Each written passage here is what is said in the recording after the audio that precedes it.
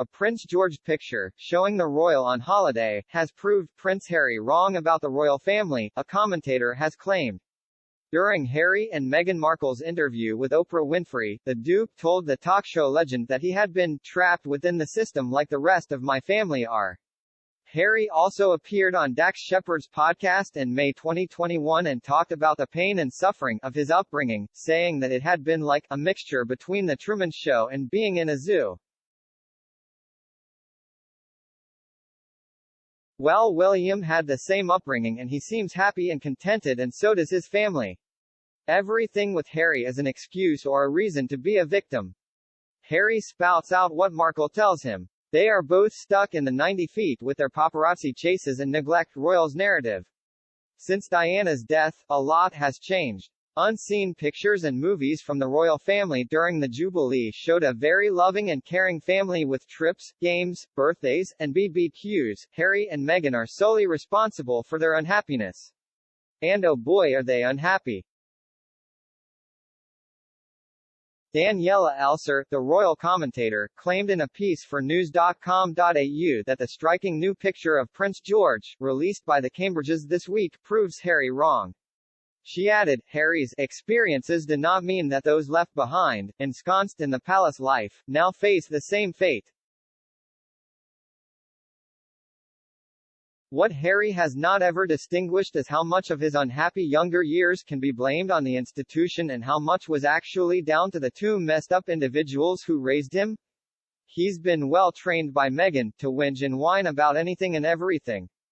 You would think with all they have they would be enjoying life, but instead, they are the most miserable couple. What this new George shot does is really drive home that the version of the royal family that Harry has repeatedly talked about, one that was inherently dysfunctional and in which his emotional and psychological needs were never, ever met, is gone, trapped in the RF, he says. Well, now he really knows what trapped is. Methane clings onto him like a limpet. He looks so uncomfortable when addressing an audience, but he now has no choice. They need the money and publicity to stay afloat. So much more stressful than the royal life of traveling and meeting people worldwide, Harry, and not having all those money problems, worries, silly boy. Tom Bower's book has the right title, equals Revenge. Mimi again never forgave the Queen for not having curtsied to her. Narcissistic and conceited, she expected to be Queen Bee and was totally put out that she had to queue behind Kate in the royal pecking order. There's one thing about Harry, even as a child, he's shown proven, he was a very needy child, so for someone like him, his needs will be hardly met. His own mother said so. He was known to want his mother's undivided affection's attention. If he saw her giving Wills some hugs, he was known to kick him in the shins. Give it a rest, Harry. You came from one of the richest backgrounds on earth. Totally spoiled. Most families have issues of some kind and lose parents and siblings, and the majority have very little money. I lost my father at 5 years old. Your trouble is you are resentful that William received special treatment because he is a future king and your mother publicly declared you the spare. Let it go. You have nothing new or of importance to say. You have your own family now. I know you will not read this, but it makes me feel better. Sick of the sight of you and your moaning. What a way to treat your old grandmother and the rest of the family, shameful.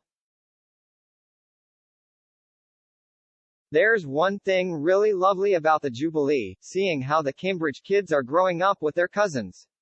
One could easily see how well drawn the personalities of George, Charlotte scamp lovable Louis, as they sat at the royal box. The kids just did their own thing. No one was vying for attention. Louis was just being himself at 4. Charlotte George didn't even bat an eyelid. William Catherine are raising their kids very well, and so are the Tyndall kids.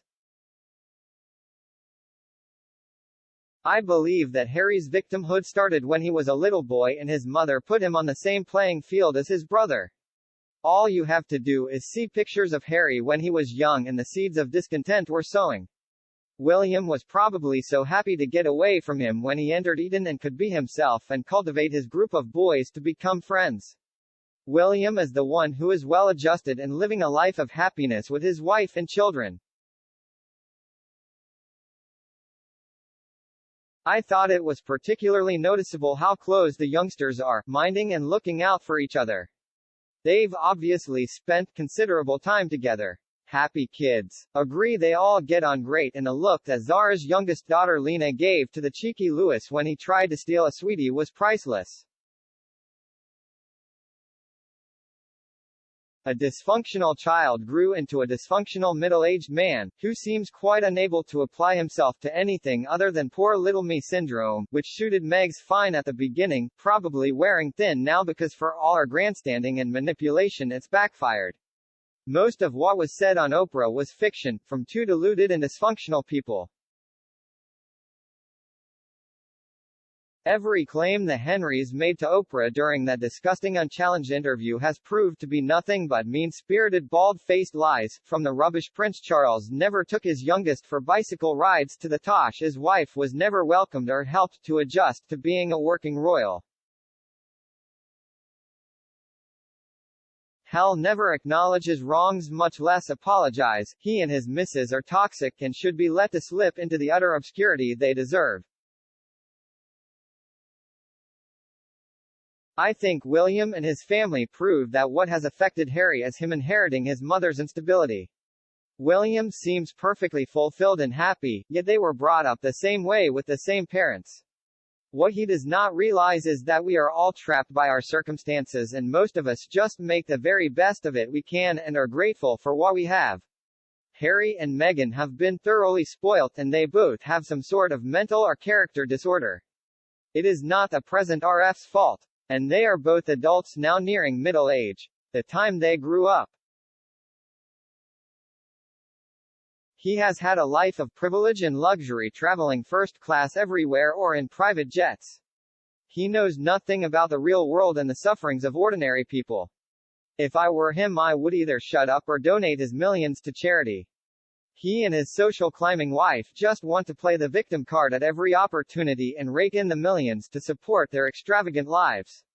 In my opinion, the pair are fraudsters, and thank goodness Tom Bowen has exposed them for what they really are. She used to let him take days off school when he wasn't ill so the two could spend the day together without William. He was a very needy child and has become a very needy man. Another source added, I would be stunned if they did turn up. Frankly, I'd be shocked if they were really invited. I don't care how important a family one has, when one couple decides to wear microphones, take photos where they're not supposed to take them, they are not worthy of an invitation to such an intimate family gathering. Am I going mad? This story was in the news about 2 weeks ago, with the has-beens snubbing the alleged invite to Balmoral with being too busy as their excuse.